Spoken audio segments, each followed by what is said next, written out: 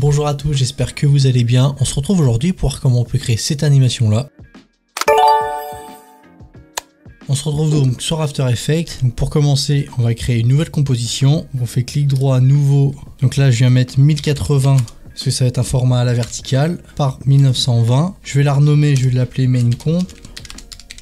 Voilà, elle n'a pas besoin d'être aussi longue, je vais mettre 10 secondes pour le temps de la composition et je clique sur OK. Donc maintenant qu'on a notre composition, on va commencer à créer notre animation. Donc la première chose à faire va être de créer la lampe. Donc pour ça, vous avez plusieurs solutions. Soit vous avez une image en point SVG que vous pouvez importer. Moi, j'en ai pas trouvé. La deuxième solution qui est possible, ça va être de décalquer, donc c'est-à-dire prendre une image et recréer la forme directement sur After Effects. Donc je récupère mon image de lampe, je la place dans ma composition, je vais la réduire un tout petit peu, j'appuie sur S pour afficher l'échelle. Donc moi j'ai After Effects en anglais, donc pour les effets j'ai essayé de traduire un maximum, mais pour tout ce qui est chez les positions ça m'arrivera très souvent de dire les termes en anglais. Donc voilà, je vais mettre 90, je pense que c'est pas mal. Donc je vais zoomer un tout petit peu et on va commencer à créer. Donc je prends le petit pinceau juste ici et je vais détourer mon luminaire, voilà, comme ceci. Donc je viens dans les propriétés de ma forme, voilà, je vais enlever l'ombre. Je vais activer le fil. Là, je vais aller dans mon panneau d'effets. Je vais chercher l'effet rampe. Donc vous, ça doit être l'effet dégradé. Ensuite, je vais venir modifier le dégradé. Donc vous voyez, vous avez des petits points ici qui correspondent en fait aux couleurs. Donc si je me rapproche, on voit que je rajoute du noir. Et si je recule, on voit que j'en enlève. Moi, je vais me mettre comme ça. Je vais aller chercher mon autre point. Je vais mettre le blanc par là. Ça me semble pas mal. On va aller rectifier parce que j'ai l'impression que c'est pas très droit. Donc une fois que j'ai fini l'abat-jour, je peux le renommer. Abat-jour, voilà. Ensuite je vais passer au pied de ma lampe, je vérifie que j'ai aucun calque de sélectionner, je vais sélectionner mon outil pinceau, je clique ici, je vais peut-être pas aller jusqu'au bout, peut-être aller jusqu'ici. Là je vais désactiver le fil, je vais activer l'ombre, 5 ça me semble pas, je vais peut-être augmenter un petit peu, je vais essayer 10, voilà. Je vais changer la couleur, je vais mettre un gris, je clique sur OK, donc là je peux le renommer, je vais marquer pied, je vais le passer en dessous de mon abat-jour. Et là, je vais venir dessiner le socle. Je reprends mon outil pinceau. Donc, je vais faire la forme à peu près et je vais réajuster après. Voilà, donc je vais finir de l'ajuster après. Je vais enlever l'ombre et je vais activer le fil Solid Color. Là, je retourne dans mon abat-jour. Je clique sur l'effet Gradient Ramp. Je fais CTRL C. Je retourne sur mon socle et je fais CTRL V pour copier l'effet dégradé. Je vais me mettre en Fit. Et là, je vais modifier un petit peu le dégradé. Voilà, maintenant je peux supprimer ma lampe, j'en ai plus besoin. Donc là je pense que je vais réduire quand même le socle, d'ailleurs je vais le renommer. Voilà, donc là mon socle me paraît bien. Je vais peut-être retoucher un tout petit peu le dégradé de l'abat-jour et du socle. Donc là maintenant on va passer à l'interrupteur. Je reprends mon outil pinceau, je vérifie que j'ai aucun calque de sélectionner. Je viens ici, je clique une fois, je descends à cette hauteur là. Je vérifie d'être bien droit. Cette fois, je vais enlever le fil, je vais mettre l'ombre. Je vais réduire peut-être un petit peu, je vais mettre à 5. Je vais le passer derrière mon abat-jour et je vais venir changer la couleur pour passer en gris. Donc je peux prendre la même couleur que mon pied. Je clique sur OK. Je vais peut-être l'agrandir un tout petit peu. Voilà.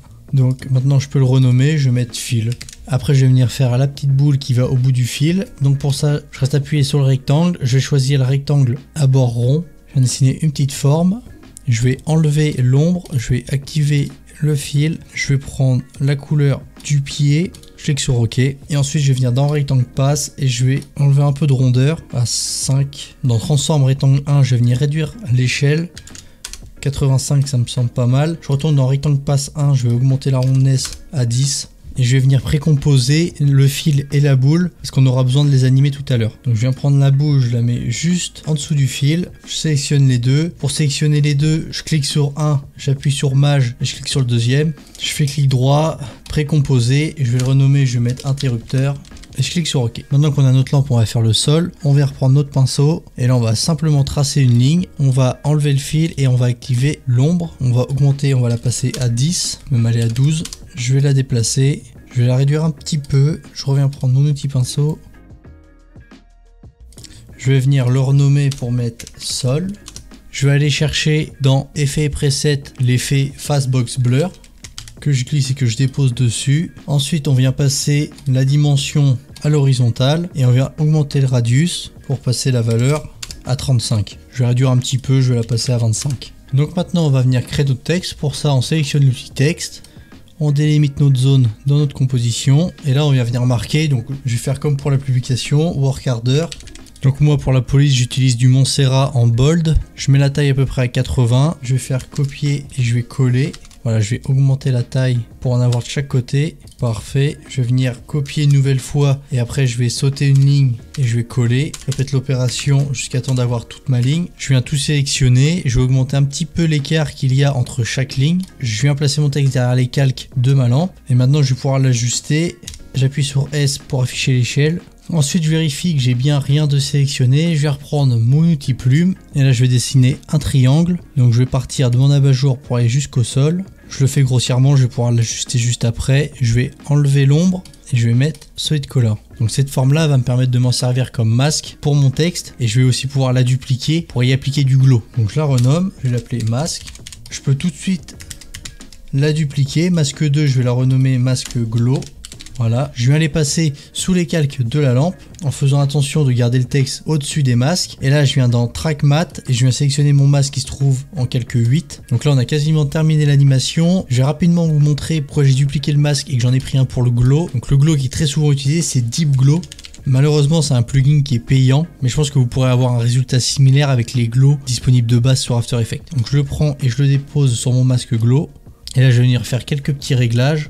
Je vais venir baisser un petit peu l'exposition. Je vais essayer 0,5. Je vais augmenter le radius, je vais le passer à 800. D'ailleurs, le Deep Glow, on va également pouvoir en mettre sur notre texte. Donc on revient dans Effets et Presets, je glisse et je le dépose sur mon texte. Donc je vais venir mettre le radius à 80 et l'exposition à 0,5. Après, je vais venir sélectionner mon outil pinceau. Je vérifie que j'ai sélectionné aucun calque. Pour être sûr, je viens cliquer en dehors de mes calques juste ici. Je vais zoomer un petit peu et là, je vais venir dessiner un rectangle. Comme ceci. Je le passe en rouge car moi je fais une animation rouge, mais vous prenez la couleur de votre fond. Je vais aller dans le panneau d'effets et presets et je vais chercher Fastbox Blur que je glisse et que je dépose sur mon rectangle. Là je vais augmenter un petit peu le radius. Je vais le passer sous mes calques de ma lampe. Et dans Track Matte, je viens sélectionner le même masque qu'on a utilisé pour le texte. Et donc là, si je veux, je peux aller réajuster. Je peux même le déplacer un petit peu. Donc je peux le renommer. Je vais le renommer masque gauche.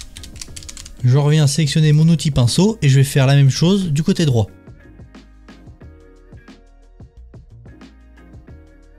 J'ai maintenant fini avec ma composition, il me reste plus qu'à l'animer. Donc je viens sélectionner tous les calques qui concernent la lumière, c'est-à-dire mon texte, mon masque pour le glow et mon masque droit et mon masque gauche. Donc je viens cliquer sur le masque, j'appuie sur Mage, je viens cliquer sur le masque droit, ça me sélectionne tout, je fais clic droit, précomposé, je vais l'appeler animation.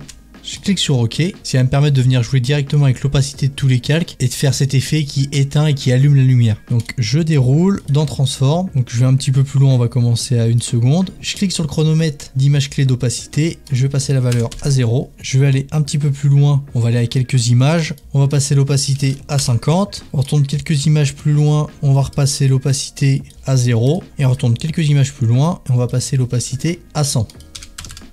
Donc après je vais venir animer aussi l'interrupteur, donc c'est pour ça qu'on l'avait précomposé tout à l'heure. Donc lui par contre on va jouer avec les valeurs de position. Donc je clique sur mon calque de l'interrupteur, j'appuie sur P, j'active le chronomètre d'image clé de position, je vais un petit peu plus loin, je vais le faire remonter un petit peu, de moitié quasiment, et je vais le faire redescendre. Donc pour ça je sélectionne la première image clé, je fais CTRL C, CTRL V en gardant sélectionné la première, ça va me la dupliquer. Voilà. Avant de faire l'animation pour éteindre la lampe, car on aura juste à dupliquer les images clés qu'on a créées pour allumer la lampe, on va les éditer dans le Graph Editor. Donc pour ça vous les sélectionnez, clic droit, Keyframe Assistant, Easy Ease, vous allez dans le Graph Editor, vous les sélectionnez, donc là on va pouvoir zoomer.